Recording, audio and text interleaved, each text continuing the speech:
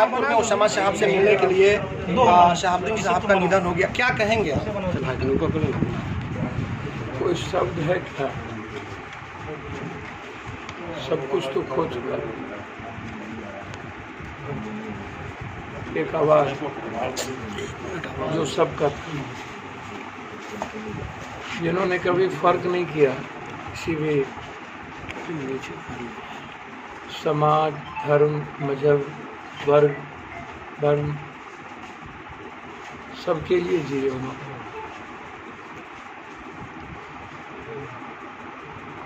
एक गंभीर और वैचारिक इंसान जो हमेशा अपने वसूल पर कायम,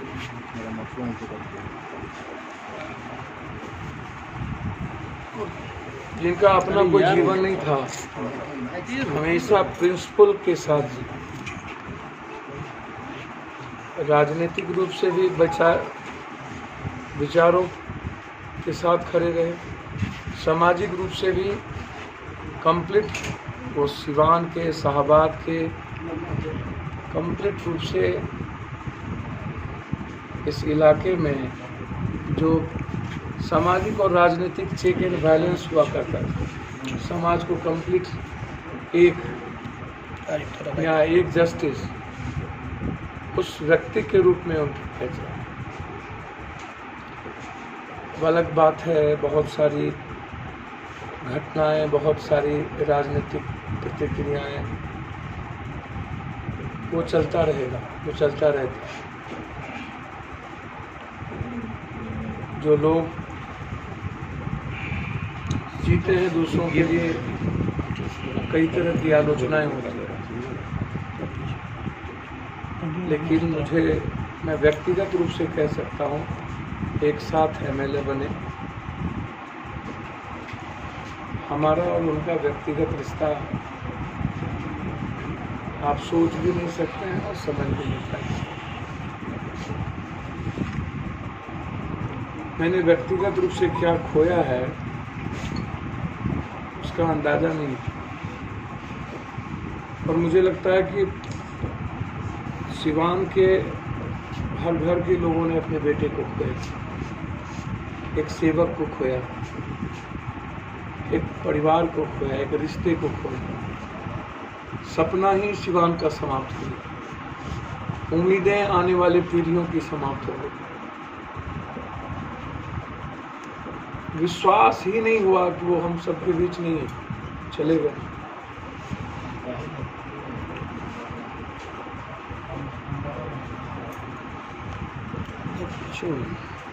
मतलब मैं सिर्फ इतना कहूँगा, वक्त ने एक मजबूत आवाज़ और ज़िंदगी को आगोश में ले लिया। अल्लाह ताला को ये मंजूर था, उसके सामने किसी की नहीं चली, और वक्त हमेशा ज़िंदगी को अपने तरीके से चलाता है, लेकिन कहने के लिए मैं कह सकता हूँ अल्लाह को मंजूर था, लेकिन फिर कोई शहाबुद्दीन जन्म नहीं ले, उस जैसा कोई। सर, इलाज में लापरवाही हुई, उसके बारे में क्या कहें? मैं कई बार कह चुका हूँ,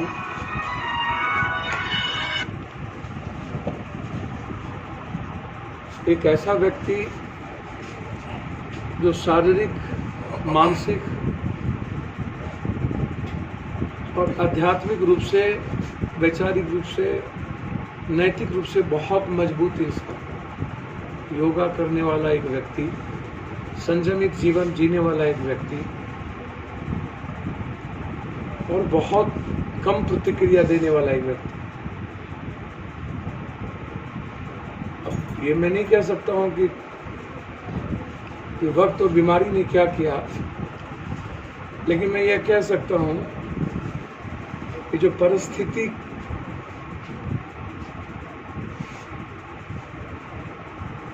को सिस्टम ने खड़ा करके एक आवाज को बंद कर दी। व्यवस्था सर सवाल यह है कि परिस्थिति। जो व्यक्ति अपने नेता के लिए दिन रात एक करके मेहनत करते चलकर थे आए, बाहर भी पहले सर मेरी बात जी सुनो। सर जी चलकर आए, ओसामा जी से बातचीत हुई, उनकी मिले, अच्छे हालात में मिले, संतुष्ट थे हमारे परिवार। और फिर एक प्राइवेट रूम से संक्रमित वार्ड में प्रवेश डाल देना एक एक्स MP को, 4 बार और 2 बार विधायक रहने वाले व्यक्तित्व को मैं क्या मानूं। और मुझे लगता है कि 18 साल जो उनका जीवन था रहा ना, राजनीतिक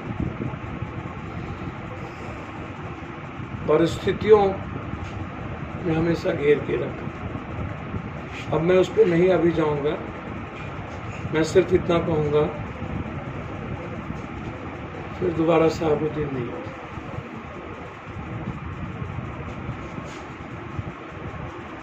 जब याद करता हूं सिर्फ इतना कह सकता हूं, पता नहीं क्यों चलेगा। मुस्कुराता हुआ वो चेहरा मेरे साथ बहुत सारे अंतरंग रिश्ते उसके बहुत हद तक कुछ चीजें उससे कहते थे, पप्पू जी व्यक्तिगत जीवन में तो मैं आपके साथ हूं,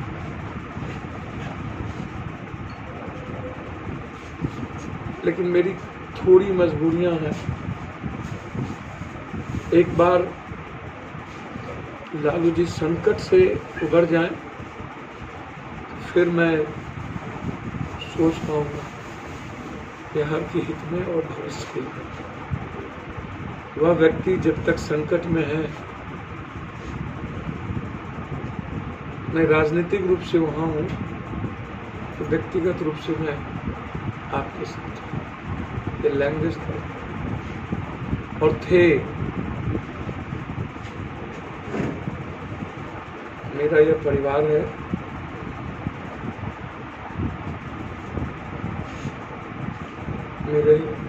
मैं इस परिवार का हिस्सा हूं और हमेशा राजनीतिक, पारिवारिक, सामाजिक रूप से शहाबुद्दीन साहब की मौत के न्याय के लिए अंतिम तक हम लोग आगे बढ़ेंगे, छोड़ेंगे नहीं, जरूर अंतिम तक जाएंगे कि इसके पीछे राज क्या थी, किन किन लोगों की भूमिका थी। वक्त से ज्यादा राजनीतिक परिस्थितियों ने शहाबुद्दीन साहब को हम सबके बीच से लेकर चले। 1990 के बाद से लेकर आज तक जिस व्यक्ति ने हर संकट और बुरे परिस्थितियों में एक दल और एक व्यक्ति के साथ खड़ा रहा,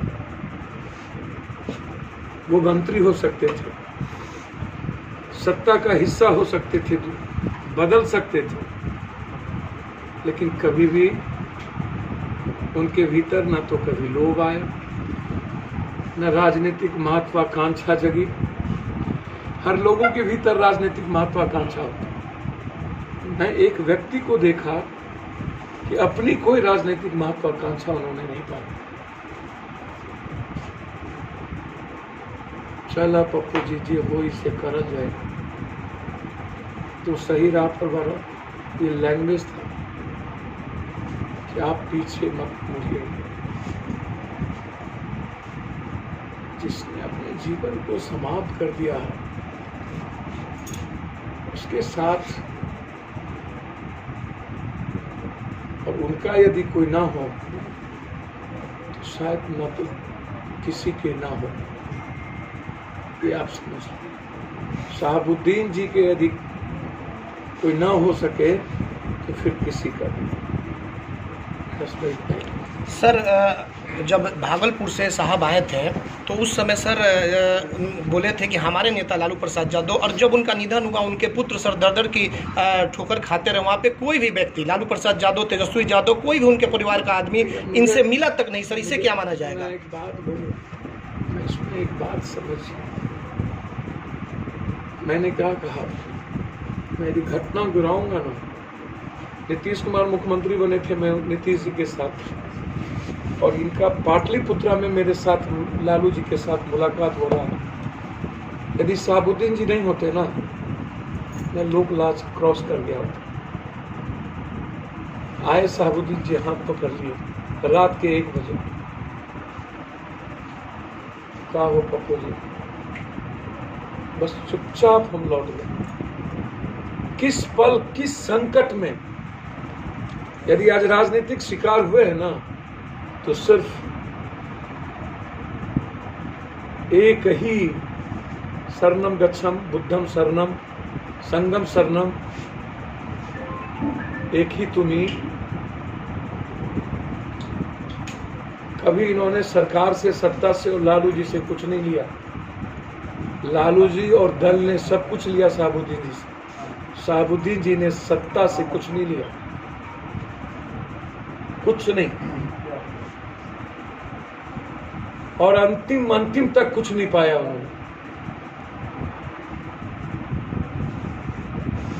विधानसभा में जो विधायक के नहीं हो पाएंगे, मंदिर में जिस विधायकों की लोकतंत्र की हत्या कर दी गई, और राजनीतिक रूप से 90 की सत्ता की सियासत से लेके मृत्यु तक जो व्यक्ति अपने संपूर्ण राजनीतिक जीवन को एक व्यक्ति और दल के प्रति समर्पित कर दिया हो, और फिर वो फैमिली, उनकी परछाई कभी भी एक आवाज बनकर उनकी खड़ी रही, उनके पीछे में भी किसी भी चुनाव में यह फैमिली कभी डिच नहीं किया। लेकिन यह दल, जो सम्मान इस परिवार को मिलना चाहिए, आज तक नहीं मिला। यदि कोई राजद में हकदार है सम्मान का ना, तो सबसे पहले शहाबुद्दीन जी और शहाबुद्दीन जी का परिवार है।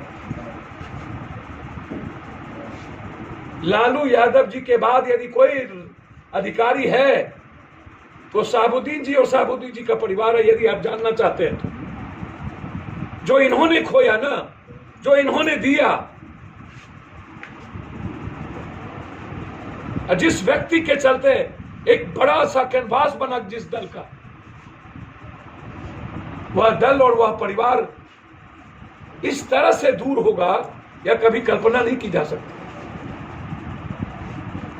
लालू यादव जी के बाद यदि पहली सिंगल कतार होती तो शहाबुद्दीन जी होते, परिवार नहीं। और मैं एक बात बहुत विनम्रता के साथ कहूंगा, एक व्यक्ति जिनको लालू यादव ने विरासत दिया है, उनकी भूमिका शहाबुद्दीन जी के व्यक्तिगत जीवन और राजनीतिक जीवन में संदिग्ध रहा। बहुत क्लियर मैं आपको बताऊं, उनके तरीके, उनका आचरण, उनका चरित्र, उनका कैरेक्टर, उनके राजनीतिक परिपक्वता और परिपक्वता बिल्कुल,